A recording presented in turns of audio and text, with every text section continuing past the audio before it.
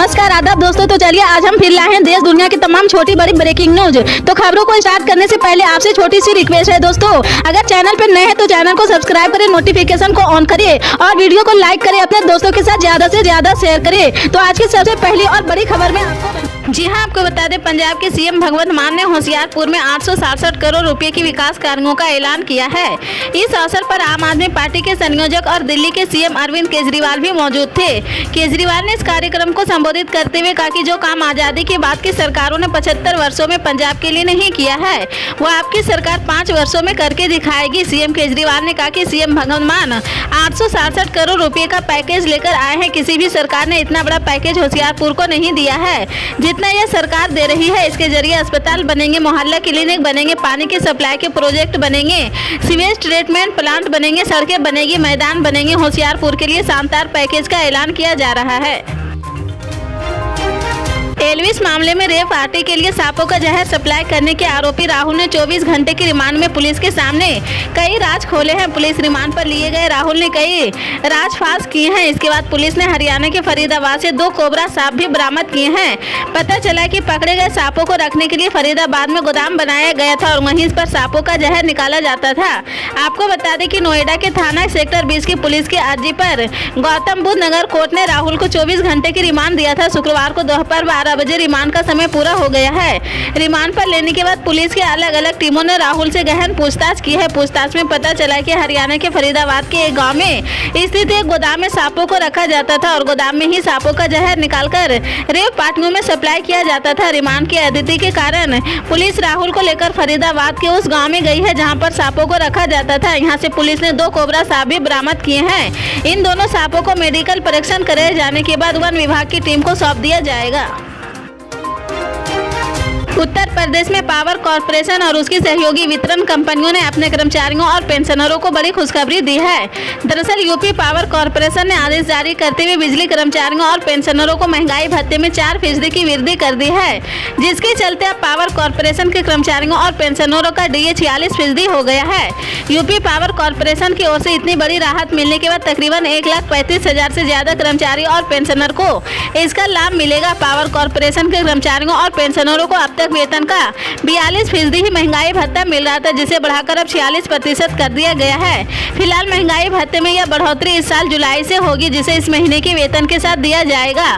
मौजूदा समय में पावर कॉर्पोरेशन में पेंशन पाने वालों की संख्या तकरीबन 1 लाख से ज्यादा है, तो वहीं नियमित कर्मचारियों और अधिकारियों की संख्या 35,000 तक है। फिलहाल आदेश के बाद अब पावर कॉर्पोरेशन के राज्य कर्मचारियों, सहायता प्राप्त शिक्षण और शिक्षण संस्थाओं, यूजीसी कर्मचारियों, कार्य प्रभारित कर्मचारियों और पेंशनरों को उनके मूल वेतन के 46% की दर से महंगाई भत्ता दिया जाएगा।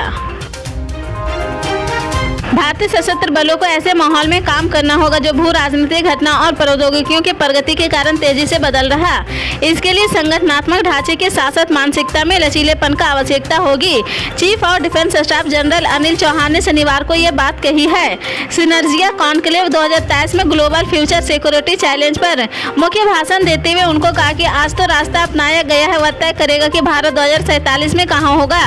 जनरल चौहान ने कहा कि भारतीय सशस्त्र बलों को ऐसे माहौल में काम करना होगा जो भू राजनीतिक घटना और प्रौद्योगिकी में प्रगति के कारण तेजी से बदल रहा। उन्होंने कहा कि इसके लिए हमारे संगठनात्मक ढांचे के साथ साथ हमारी मानसिकता पे लचीलापन की आवश्यकता होगी। एक व्यापक दृष्टिकोण की आवश्यकता पर प्रकाश डालते हुए चौहान ने कहा कि हमें इस बदलाव के साथ साथ आगे या बराबर रहने के लिए अन्य देशों के साथ सैन्य मामलों में एक संपूर्ण क्रांति शुरू करने में सक्षम होना चाहिए।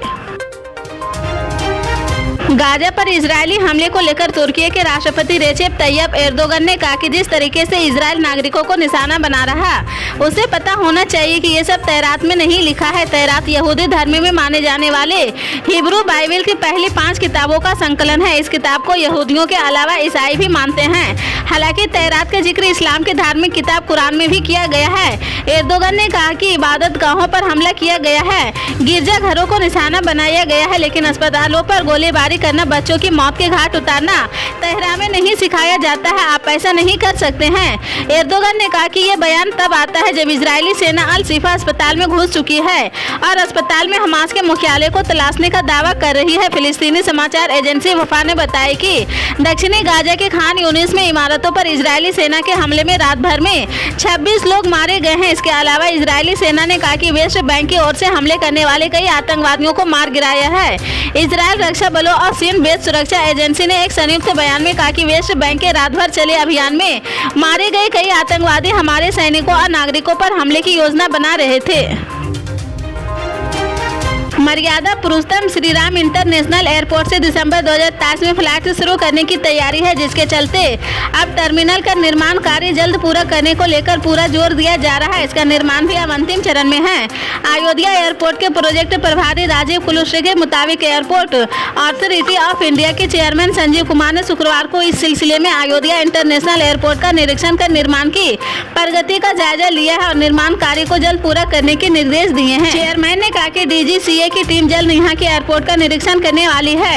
ऐसे में उसके मानक के मुताबिक सारी तैयारी पूरी कर ली जाए। AHI चेयरमैन ने रन से लेकर टर्मिनल और अन्य तकनीकी उपकरणों को देखा है। उन्हें निर्माण की प्रगति की पूरी जानकारी यहां के अधिकारियों की टीम ने दी है। इसी तरह के पल पल के अपडेट जानने के लिए जुड़े रहे हमारे स्टार न्यूज के साथ। मिलते हैं अगली बड़ी खबर के साथ।